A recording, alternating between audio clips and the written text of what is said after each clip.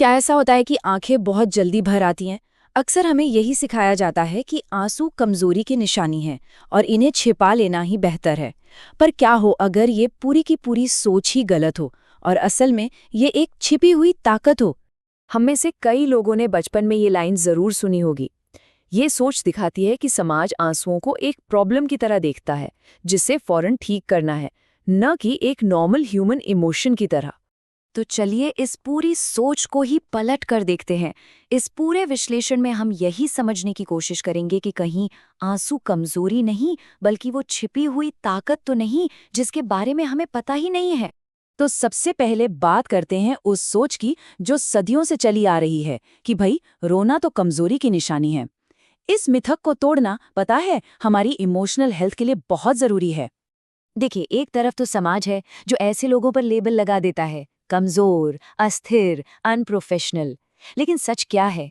सच तो ये है कि ऐसे लोग असल में ज्यादा सहानुभूति रखने वाले, मजबूत और दूसरों से बेहतर तरीके से जुड़े हुए होते हैं।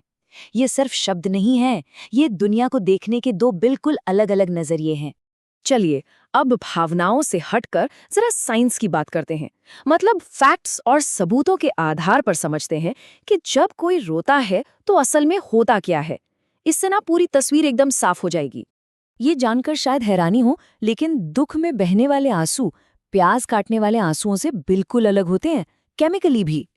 इमोशनल आंसुओं में ना स्ट्रेस हार्मोन्स होते हैं, जैसे कॉर्टिसोल, और साथ ही हमारे शरीर के अपने नेचुरल पेन किलर भी। इसका सीधा सा मतलब है रोना हमारे शरीर का खुद को ठीक करने का, बेहतर महसूस कराने का एक तरीका है।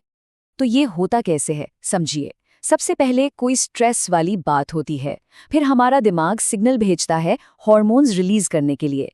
इसके बाद आंसुओं के जरिए ये सारे स्ट्रेस हार्मोन्स शरीर से बाहर निकल जाते हैं और नतीजा, हमें शांति मिलती है, हमारा इमोशनल बैलेंस वापस आ जाता है।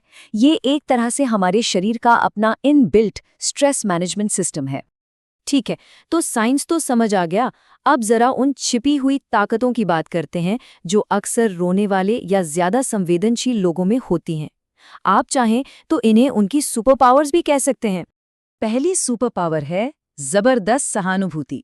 जो लोग अपनी भावनाओं को गहराई से समझते हैं ना, वो दूसरों की भावनाओं को भी उतनी ही अच्छी तरह महसूस कर पाते हैं। वो सिर्फ किसी की बात सुनते नहीं हैं, बल्कि उसके एहसास को, उसके दर्द को सच्ची में महसूस करते हैं। और यही बात उन्हें अपनी या दूसरों की किसी भी भावना का सामना करने से नहीं रोकती। दूसरी ताकत है मजबूत रिश्ते बनाने की कला। सोचिए, जब कोई किसी के सामने रोता है तो वो असल में अपनी सबसे कमजोर साइड दिखा रहा होता है। और ये जो खुलकर अपनी भावनाएं दिखाना है ना, इसी से भरोसा बनता है। इससे दूसरों को भी सपोर्ट करने का मौका मिलता है और रिश्ते वो कहीं ज्यादा गहरे और सच्चे बन जाते हैं। और तीसरी सुपर पावर, जो शायद सबसे ज्यादा हैरान करने वाली है, वो है मजबूत बने रहने की क्षमता, यानी रेजिलियंस। याद रखिए, रोना टूटना नहीं है, बल्कि ये तो अपनी भावनाओं को प्रोसेस करने का एक हेल्दी तरीका है। जब हम दर्द को दबाने के बजाय उससे स्वीकार करके बाहर निकाल देते हैं, तो हम मुश्किल हालात से और भी जल्दी और मजबूती से उभर पाते हैं।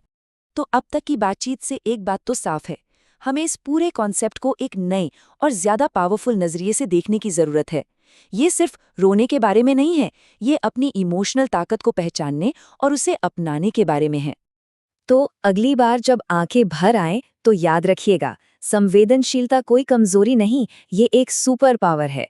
एक ऐसी ताकत जो हमें गहराई से महसूस करने, दूसरों से मजबूती से जुड़ने और जिंदगी को उसकी पूरी सच्चाई के साथ जीने का मौका देती है। तो चलिए इस एक सवाल के साथ आज की बात खत्म करते हैं। सोचिए, अगर हमारा समाज संवेदनशीलता को एक कमजोरी की तरह नहीं, बल्कि एक ताकत की तरह देखने लगे, तो हमारे रिश्ते, हमारा समाज और हमारी दुनिया कितनी अलग और कितनी बेहतर हो सकती है।